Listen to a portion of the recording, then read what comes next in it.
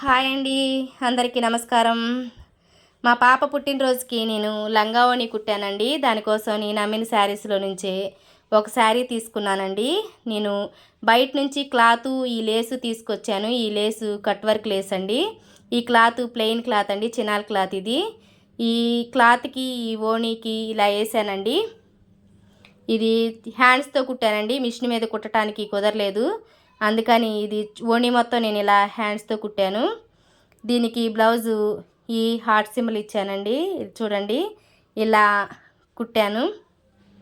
దీనికి ఇలా stones work చేశానండి. ఇది కొందన్స్ తెచ్చి అంటించాను. ఈ మువ్వలు కూడా వేసానండి. హ్యాండ్స్కి అయితే ఈ బుట్ట కుట్టాను. బుట్ట కుట్టి కింద బార్డరు వేసానండి. ఇలా వచ్చింది.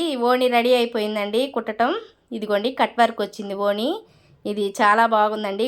షాపులో రెడీమేడ్ ఓణి కంటే కూడా ఇదే నాకు బాగా నచ్చింది. అందుకే కొంచెం కష్టమైన హ్యాండ్స్తో కుట్టానండి.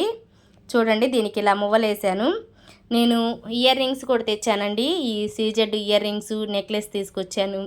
గాజులు కూడా తీసుకొచ్చానండి. ఇన్ని తీసుకొచ్చినా మా పాపకు మాత్రం అస్సలు నచ్చలేదండి. నేను మీకు ఒకటి చెప్పాలి. ఇంట్లో మిషన్ కుట్టేవాళ్ళు ఉంటే ఫ్రీగా కుట్టించుకుంటారు కదండి. కుట్టించుకునే వాళ్ళకి అస్సలు నచ్చదు. అదే బయట కుట్టించుకుంటే వాళ్ళు ఎలా కుట్టినా కానీ ఏం మాట్లాడకుండా వేసుకుంటారు. ఇదైతే నిజమండి. నేను ఏ మోడల్ కుట్టినా మా పిల్లలకి అస్సలు నచ్చదు.